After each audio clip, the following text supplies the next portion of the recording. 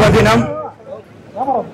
గౌరవనీయులు పెద్దలు మూడవసారి ప్రధానమంత్రిగా ఈ భారతదేశానికి ప్రమాణ స్వీకారం చేస్తున్నటువంటి మన నరేంద్ర మోడీ సార్ గారికి, వారి బృందానికి, మనమందరూ కూడా తెలుగుదేశం మరి జనసేన అన్ని పార్టీలు కూడా కలిసి ఈ రోజు విజయం చేకూరింది. కాబట్టి ప్రతి ఒక్కరూ కూడా సుదీర్ఘ రాజకీయ అనుభవం ఉన్నటువంటి నాయకుడు మన ప్రధానమంత్రి.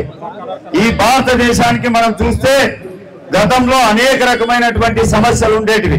మరి మన బీజేపీ ప్రభుత్వం ఏర్పడిన తర్వాత ఈ 10 సంవత్సరాల కాలంలో కూడా ఎక్కడ కూడా ఏ సమస్య కూడా రాలేదు.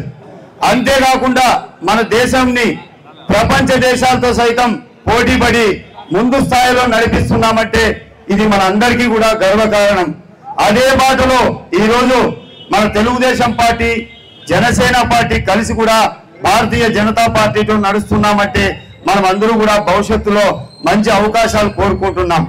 ఈ భారతదేశంలో ఏదైనా మంచి జరిగింది అంటే అది ఖచ్చితంగా మన పెద్దలు నరేంద్ర మోడీ గారితోనే.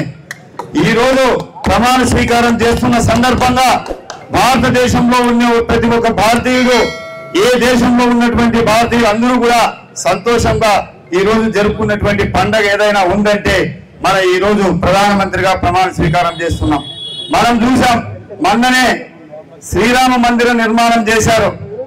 ఇంతవరకు కూడా చరిత్రలో ఎన్నడూ లేని విధంగా కూడా ఆ రోజు కూడా మనం అందరూ కూడా చేసుకుందాం. మంచి రోజులు రాబోతున్నాయి. అందరూ కలిసికట్టుగా మనం ఈ దేశాన్ని ముందు వరుసలో నిలబెట్టి ప్రపంచ దేశాలతో భారతదేశం మొదటి స్థానంలో ఉండాలని కోరుకుంటున్నాం. భారత్ మాతాకి